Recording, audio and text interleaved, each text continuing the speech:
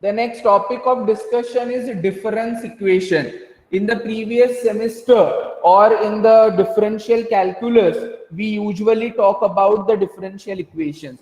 Differential equations are generated or formed with the help of a function, which is obviously a continuous function and a differentiable function. Suppose y is equal to f of x is any given function.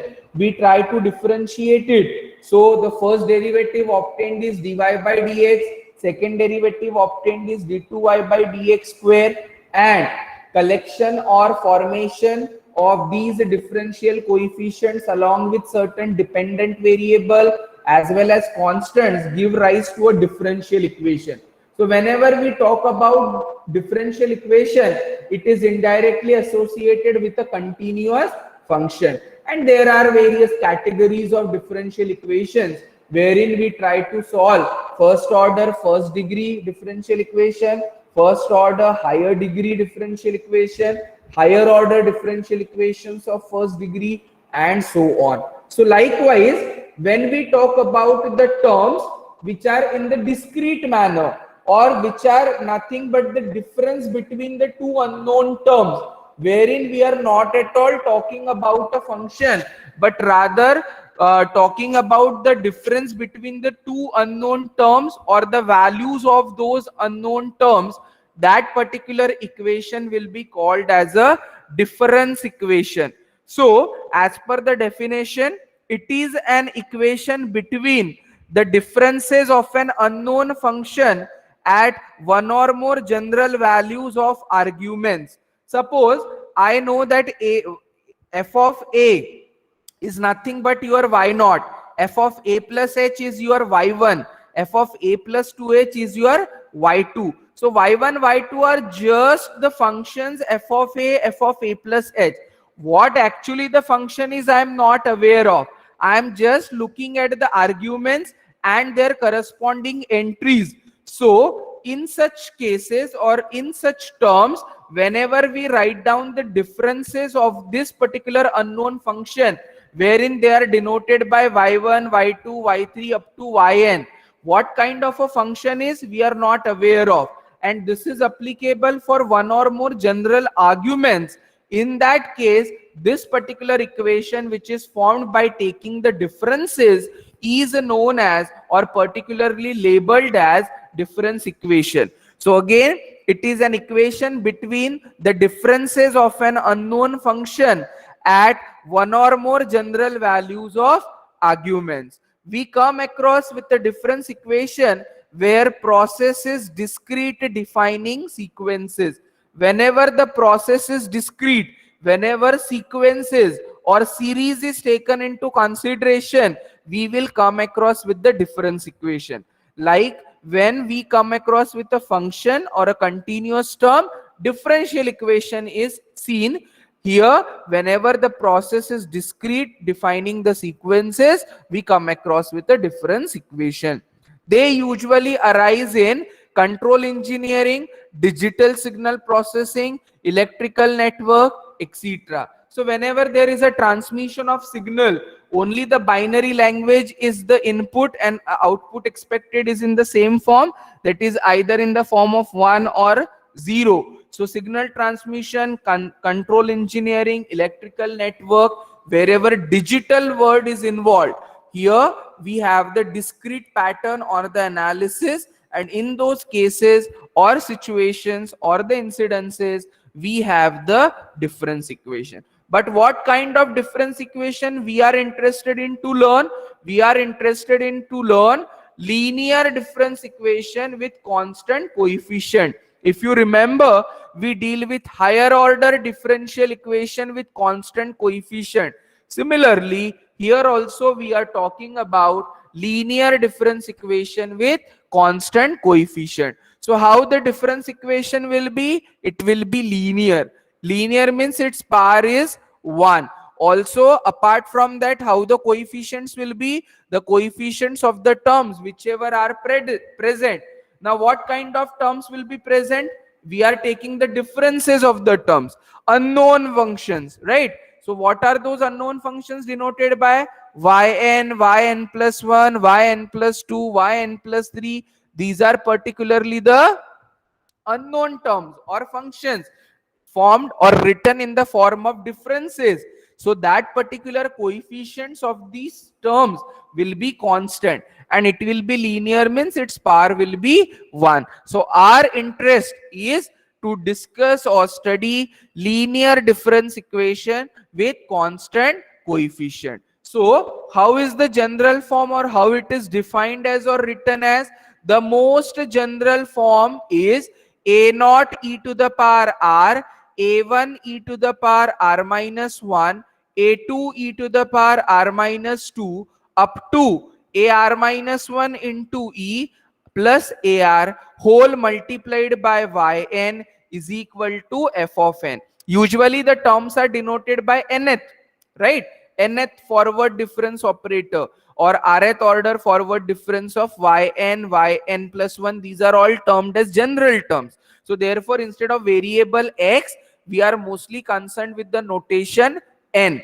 Now a0, a1, a2, ar minus 1, these are in the increasing order, right? And powers are in the decreasing way: e to the power r, e to the power r minus 1, e to the power r minus 2, and so on. So this particular equation will be called as linear difference equation with constant coefficient. What is this e? E is very familiar term to us. It is a shift operator e. What does this shift operator e acts as?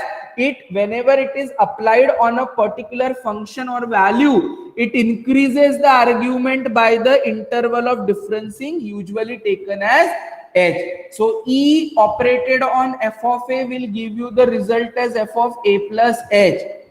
E operated on f of a plus h will give you f of a plus 2h. So in general, this particular e is called as shift operator. So in differential equation, if you compare, you used to have d2y by dx square plus 3dy by dx plus 5y is equal to certain RHS. In that case, you try to express it into the operator form.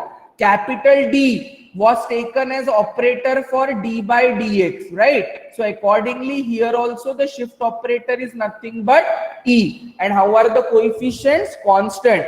What can be taken common throughout? Yn, and RHS will be any term or function of n. This particular format of equation, when it is expressed, is known as linear difference equation of order r, where a0, a1, a2 up to ar are constant, and above equation is written as phi of e to be multiplied by yn is equal to f of n. Phi of e is the notation which is used for the polynomial, which you will be getting in terms of e multiplied by yn, which is taken common, is equal to f of n. F of n means RHS of the difference equation. Here also the complete general solution is given by yn is equal to cf plus pi. The complete general solution, there we used to write common taken as y is equal to cf plus pi. Here what is taken outside is a common term yn, and therefore I will write down the solution as in the form yn is equal to cf plus pi. In this case also you will have two parts of the solution. One of the part of the solution is complementary function, other part of the solution is particular integral. There are the similar ways of calculation of the complementary function as well as the particular integral. As we all know, RHS of the equation is completely responsible for the calculation of pi. LHS of the equation, may it be differential equation, may it be difference equation, is connected with the calculation of complementary function. So we will have to concentrate on the LHS of the equation to get the part of the solution which is CF, and RHS, applying certain conditions or the cases, we will be calculating pi. So complete general solution will be yn is equal to cf plus pi. Now, for the process of obtaining the complementary function, we know that whatever may be the equation, it has to be equated to 0. So whenever I am writing the polynomial form or the operator form of this, I have to take RHS as 0 irrespective of any f of n. In differential equation, you used to write f of d multiplied by y is equal to r of x. यानी ये आपका equation form हो गया, y is equal to cf plus pi. f of d was the polynomial in d, जैसे d square plus 2d minus 5 ऐसा कुछ अगर आता है तो. Similarly, here I am getting the form as phi of e into yn is equal to f of x. Now, how to calculate or estimate or find out the complementary function? Let us consider the equation in the form phi of e into yn is equal to f of x. For complementary function, the auxiliary equation is obtained by considering phi of e is equal to 0. Irrespective of any RHS, you try to consider it as equal to 0. While writing the auxiliary equation, we drop this yn because it is written in the form of solution. Yn is equal to Cf. If the RHS of the difference equation is 0, the rule is same. No need to calculate the particular integral. Only calculation of complementary function when RHS of the difference equation is 0 is only general solution y is equal to Cf. In other case or in other way, whenever it is something given on the RHS, for calculation of complementary function, I take it as phi of e is equal to 0. Depending on the roots of polynomial phi of e, we have the cases as under. Whenever the roots are real and equal, roots are real and unequal, roots are complex, we have the different way of writing down the complementary function. So case number 1, when the roots are real and unequal, वहां कैसे लिखते थे? c1 e to the power m1x plus c2 e to the power m2x and so on, right? So here it is c1 into m1 to the power n, c2 into m2 to the power n, c3 into m3 to the power n. X is replaced by n. Exponential term is not required. Directly root to the power n, second root to the power n, third root to the power n. So how it is written as c1 m1 to the power n plus c2 m2 to the power n plus c3 m3 to the power n whenever the roots are real and unequal.